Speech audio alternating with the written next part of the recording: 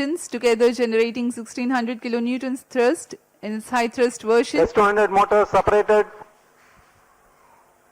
Range operation निदेशक ने भी इसकी पुष्टि की। दोनों S200 बूस्टर्स को यान से पृथक कर दिया गया है। वर्तमान में L110 स्टेज, जो कि तरल नोदक पर आधारित चरण है, प्रज्वलित है और यान को उद्दिष्ट कक्षा की ओर ले जा रहा है। We have had the separation of the S200 motors and L110 is currently thrusting.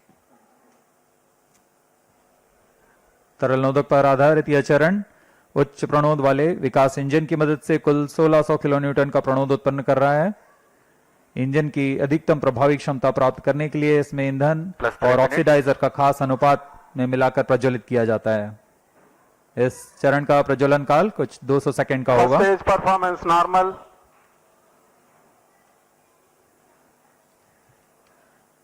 The tracking station at Charles Sriharikota continues to track and the Port Blair station will start to acquire signals at about Payload fairing T separated. plus 200 seconds onwards. Now we have a separation of payload fairing. जी हाँ, अब यान 115 kilometre की ऊंचाई प्राप्त कर चुका है और इस वजह से यह घने वातावरण से बाहर जा चुका है। अब ऊष्मा कवच की आवश्यकता नहीं रह जाती, इसलिए इसे यान से पृथक कर दिया जाता है। The payload fairing has been jettisoned as the rocket has cleared the dense atmosphere. There's no need anymore to give aerodynamic shape to the rocket or to safeguard the satellite against aerodynamic heating. Plus 4 minutes.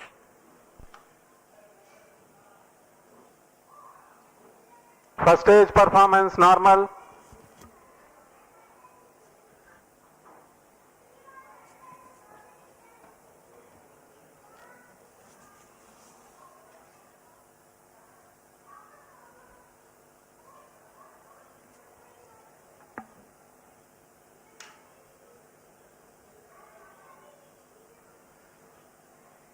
L110 stage वर्तमान में प्रज्वलनरत है। सामान्य निष्पादन करता हुआ द्वितीय चरण LVM-3 rocket का कुछ ही क्षणों में हम देखेंगे। यह L110 स्टेज अपना कार्यकाल समाप्त कर शांत हो जाएगा और कुछ ही उसके पश्चात क्रायो स्टेज का प्रज्वलन शुरू होगा। Cryo stage ignition authorized. While the L110 stage is still operating, the cryo stage ignition 5 has been minutes. authorized. For the present mission, L110 stage is scheduled to burn L110 engine for shut off. 197.8 seconds. First stage separated. And Cryo here we stage have a ignition confirmation of the staging event. Cryo stage ignition confirmed. Now the third stage of LVM-3, the cryogenic stage, has commenced its operation. जी हाँ, यहाँ दर्शकों में उल्लास देखा जा सकता है। दर्शक ही नहीं, यहाँ के वैज्ञानिक जो कि सबसे जटिल कहे जाने वाले क्रायोजेनिक इंजन का प्रज्वलन देखकर बहुत ही उत्साहित हैं। यह सफलतापूर्वक प्रज्वलित कर दिया गया है। A jubilant scene here in the Mission Control Center at Sriharikota and also among the visitors gallery. The cryo stage has commenced its operation and it's continuing to operate with Cryo stage performance 28.6 normal. tons of cumulative propellant Plus loading 6 of minutes. liquid hydrogen and liquid oxygen. The engine develops 200 kilonewton thrust.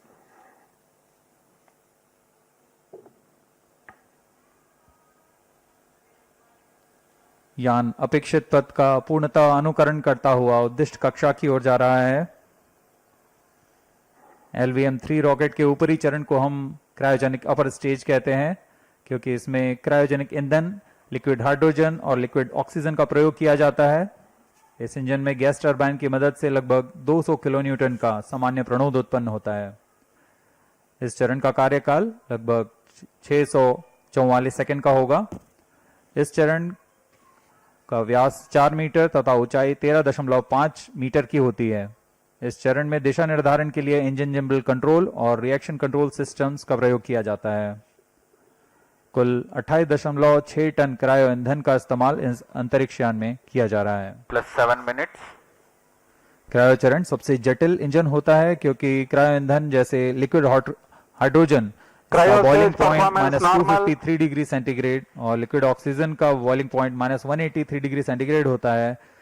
इस तापमान में ईंधन को तरल बनाए रखना तथा इसका कार्यान्वयन करना सबसे जटिल होता है, लेकिन भारत अब इसमें पूरी तरह स्वायत्ता प्राप्त कर चुका है और इस चरण को इसरो नोदन कॉम्प्लेक्स महेंद्रगिरी द्वारा तैयार तथा परीक्षित किया गया है।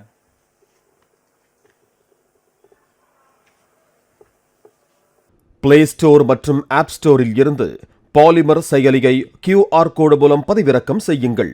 செய்திகளை உடனுக்குடன் பெறுங்கள்.